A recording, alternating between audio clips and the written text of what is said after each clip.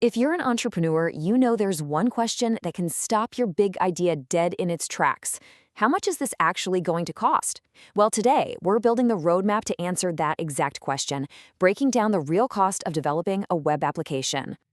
You've got it, the game-changing idea. You're all fired up and ready to build. But as soon as you start to plan, one question just kind of overshadows everything else, doesn't it? It's the one that can make or break your whole project before a single line of code even gets written. It's the first thing any investor will ask, and it's the one thing every founder absolutely needs to have an answer for. That's the million-dollar question, and sometimes I mean that literally. So let's pull back the curtain, demystify this whole thing, and break down what the real numbers look like.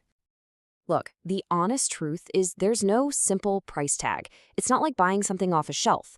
The final cost always boils down to three key things: how complex your app is, who you've got building it, and how long it's going to take. So let's start by mapping all of that out.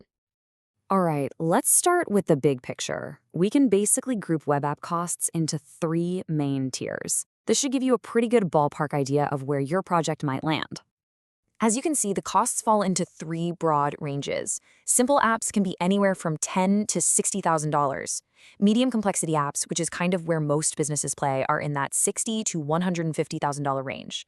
And for the really complex enterprise level stuff, you're looking at $200,000, and honestly, the sky's the limit from there. So what's the actual difference between them? So what does a simple app even look like? Well, think of things like a basic blog, maybe a mortgage calculator, or a straightforward landing page. They often use standard off-the-shelf UI elements, they need very little custom code, and they can be built fast, usually within 1 to 3 months. Now let's level up. Tier 2 is where most commercial apps tend to live. We're talking about things like e-commerce stores, booking platforms, or maybe a delivery app. These absolutely require custom user interfaces, user logins, the ability to store data, and integrations with other services like payment gateways. The timeline here naturally stretches out to about 3 to 6 months. And finally, we've got the heavy hitters. Complex web apps are these huge, large-scale systems. Think social networks, sophisticated software as a service or SaaS products, or online banking platforms. These projects involve really intricate logic, advanced features like AI, and they're built to handle massive numbers of users. So the timeline here is going to be 9 months minimum, and you'll need a big team of specialists. Okay, so you've got a general feel for the cost tiers. But what are the specific things that can push a project from one bracket up to the next? Let's dive into the hidden cost drivers that really determine your final price tag. First up, and this is a big one, your team. It's pretty simple. The experience level of your developers directly impacts the cost. A senior expert is going to have a much higher hourly rate than a junior developer. The size of your team also matters, of course, but as we're about to see, where that team is located can be the biggest factor of all. Now, what's really fascinating here is just the dramatic difference in hourly rates around the world. I mean, a senior developer in North America might charge up to $150 an hour, while an equally skilled developer in Eastern Europe or Latin America could be less than half of that. This right here, this is why outsourcing is such a major consideration for budget-conscious founders. Next up is your technology stack. So, if you choose a popular, widely supported technology like JavaScript, there's a huge talent pool and tons of pre-built components, which can save you a lot of time and money. On the flip side, if your project needs a more niche or older technology, finding developers with that specific expertise is going to be harder and, yeah, more expensive. All right, where is your app actually going to live? For most startups, a cloud-based service like Amazon Web Services is going to be the most cost-effective and scalable choice. Now, building your own private server gives you more control, for sure, but it comes with a much, much higher price tag for all the hardware, maintenance, and the people to run it. And finally, you can't forget these other key drivers. A highly custom design with slick animations costs way more than a basic template. Every single third-party service you have to integrate adds complexity and hours to the clock. If you're handling sensitive user data, you've got to invest in security experts.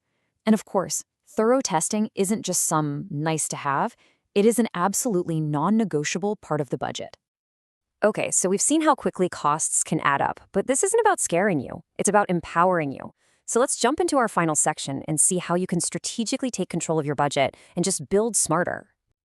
the single most powerful tool for controlling costs is the minimum viable product, or MVP. The whole idea is simple.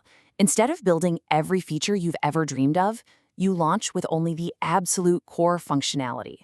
This gets your product in front of real users fast, so you can get that crucial feedback before you spend another dollar. So when you put it all together, you have a really clear set of strategies to keep your budget in check. It all starts with building that MVP and using a flexible approach called agile development.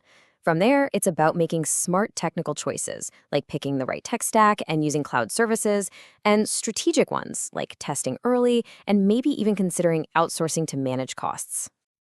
And this quote just brilliantly illustrates why testing early is so critical. Think about it. A bug caught in the first week is a pretty simple fix, but that same bug, discovered months later, buried under layers and layers of other code, that can become a catastrophic and incredibly expensive problem to unravel. So, test early and test often.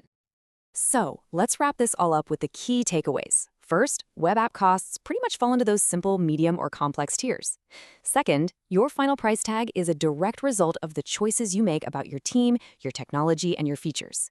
And most importantly, you absolutely can control that cost by focusing on an MVP and making smart, strategic decisions right from day one. Which brings us to our final thought. As you leave this explainer, I want you to ask yourself this one simple but really powerful question. Forget all the bells and whistles for a moment. What is the single essential function that your app must perform to solve your user's problem? That right there, that's your MVP. And that's your starting point.